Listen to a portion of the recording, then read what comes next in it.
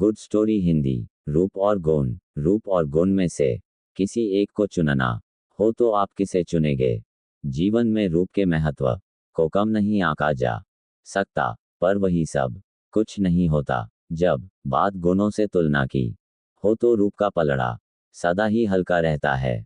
इस कहानी रूप और गुण में एक उदाहरण के माध्यम से यही समझाया गया है। एक व्यापारी अपार धन के स्वामी थे। अपनी इकलौती पुत्री के विवाह हेतु योग्य वर की खोज कर रहे थे। काफी खोजने के बाद दो युवकों पर बात अटक गई। एक युवक अत्यंत रूपवान था, जिससे हर लड़की विवाह करना चाहती थी। व्यापारी की बेटी को भी वही सही लग रहा था। दूसरा युवक देखने में साधारण था, पर अत्यंत योग्य था। ये युवक व्यापारी को बहुत पसंद आ गया। इसी मुद्दे पर पिता और बेटी में असहमति हो गई थी। व्यापारी परेशान थे कि बेटी को किस तरह बात समझाई जाए। और व्यापारी एक संत महाराज को मानते थे।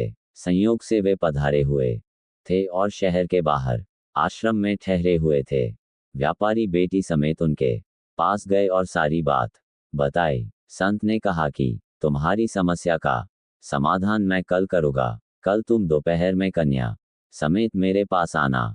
कल तुम्हें दो काम करने होंगे। शहर की सीमा समाप्त होते ही वाहन छोड़ देना और बेटी समेत पैदल आना। दूसरी बात, तुम रास्ते में पीने के लिए पानी, सोने की रत्न जड़ित सुराही में लाना। दूसरे दिन व्यापारी अपनी बेटी के साथ पैदल चल पड़े। गर्मी के दिन थे और तपती दोपहरी में पैदल चलकर बेटी की जान आफत में पड़ रही थी। ऊपर से जब प्यास लगी तो सुराही का पानी ऐसा गर्म हो रहा था कि गले से न उतरता। दोनों किस तरह आश्रम पहुंचे और निढाल होकर एक तरफ पड़ गए। उनकी हालत देखकर संत ने कहा, बेटी उधर देखो, एक काली मटकी रखी है, उसमें शीतल जल है, जाकर अपनी प्यास बुझा लो। मन की शांति से और उनकी बेटी लपक कर मटकी तक पहुंचे और जी भरकर पानी पिया, हाथ मुंह धोए। अब संत ने हंसते हुए कहा,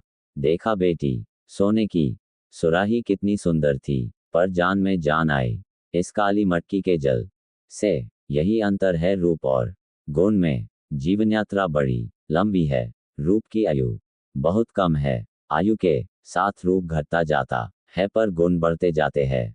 जीवन पथ पर कभी भी कष्टों का किसी भी रूप में सामना हो सकता है।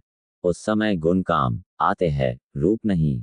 अब व्यापारी की बेटी बात को अच्छे तरीके से समझ चुकी थी। जीवन में रूप के महत्व को कम नहीं आंका जा सकता, पर वही सब कुछ नहीं होता। जब बात गुणों से तुलना की हो तो रूप का पलड़ा सदा ही हल्का रहता है।